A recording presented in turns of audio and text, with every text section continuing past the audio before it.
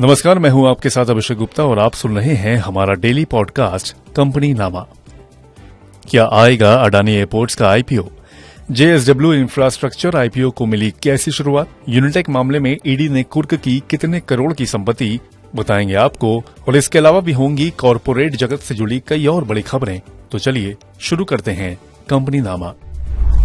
अदानी समूह से जुड़ी एक बड़ी खबर सामने आई है। एक मीडिया रिपोर्ट के अनुसार समूह अपने एयरपोर्ट कारोबार को डीमर्ज कर सकता है और वित्त वर्ष 2026 तक अदानी एयरपोर्ट्स होल्डिंग का आईपीओ आ सकता है। हालांकि अभी इस बारे में कंपनी ने कोई भी आधिकारिक ऐलान नहीं किया है।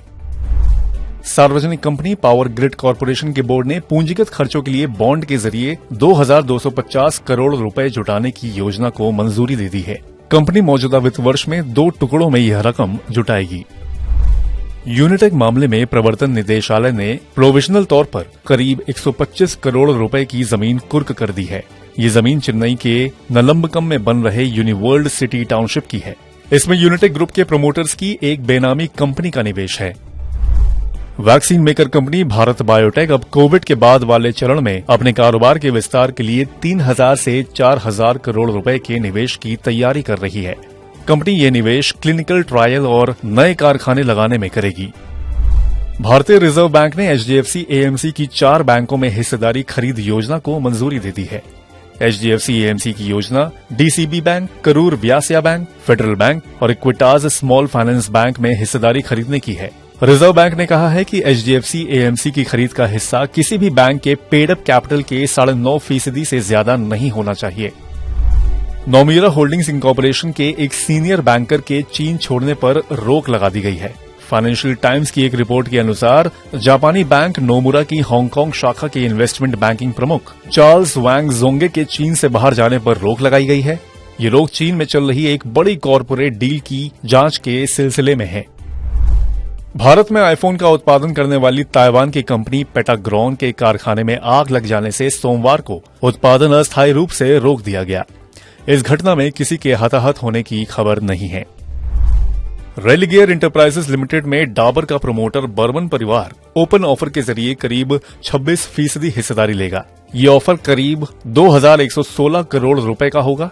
इसके लिए ऑफर प्राइस 235 रुपए प्रति शेयर है, जो कि मार्केट रेट से करीब 22% प्रीमियम है।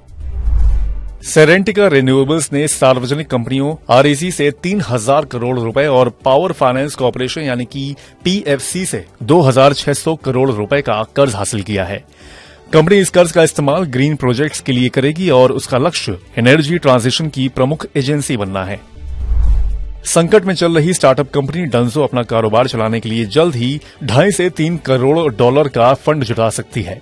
एक रिपोर्ट के अनुसार फंडिंग के नए राउंड में Reliance retail, Google, light rock जैसी कंपनियां शामिल हो सकती हैं।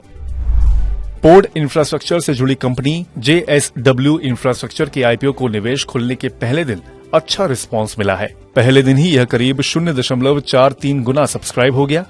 कंपनी इस आईपीओ के जरिए करीब 2800 करोड़ रुपए जुटाना चाहती है और इसके लिए प्राइस बैंड 113 रुपए से लेकर 119 रुपए तय किया गया है। मनोज वैभव ज्वेलर्स का आईपीओ भी निवेश के दूसरे दिन करीब 0.60 गुना सब्सक्राइब हो गया। कंपनी इस आईपीओ के जरिए करीब 270 करोड़ रुपए जुटाना चाहती है। इसके लिए प्राइस बैंड 204 से 215 रुपए प्रति शेयर रखा गया है। देश की सबसे बड़ी casino chain delta Corp limited से 11,139 करोड़ रुपए का बकाया टैक्स जमा करने के लिए कहा गया है। उसे directorate general of GST intelligence से यह टैक्स नोटिस मिला है। ऑनलाइन गेमिंग, कसिनो और हॉर्स रेसिंग पर 28% जीएसटी लगाने के फैसले के बाद डेल्टा कॉर्प के लिए यह दूसरा झटका है। इस खबर के वजह से ही सोमवार को डेल्टा कॉर्प के शेयर 20% टूटकर 52 हफ्ते के निचले स्तर 140.20 रुपए तक पहुंच गए। कारोबार के अंत में डेल्टा कॉर्प के शेयर करीब 18% टूटकर 143 रुपए पर बंद हुए। एयर टिकटों के लिए कई आकर्षक ऑफर की खबर की वजह से सोमवार को आईआरसीटीसी के शेयरों में 4% की तेजी आई है। कारोबार के दौरान आईआरसीटीसी के शेयर 4% से ज्यादा की तेजी के साथ 692 रुपए तक पहुंच गए। कारोबार के अंत में ये शेयर 4.25% की तेजी के साथ 689.05 रुपए पर बंद हुए। तो कंपनी नामा में फिलहाल इतना ही। ये पॉडकास्ट आपके लिए तैयार किया था हमारे सहयोगी दिनेश अग्रहरी ने। बाकी कॉर्पोरेट जगत से जुड़ी और खबरों के लिए सुनते रहिए रेडियो मनी 9 और डाउनलोड कर लीजिए हमारे मनी 9 ऐप को। मैं हूं आपके साथ अभिषेक गुप्ता, अभी लेता हूं विदा। धन्यवाद।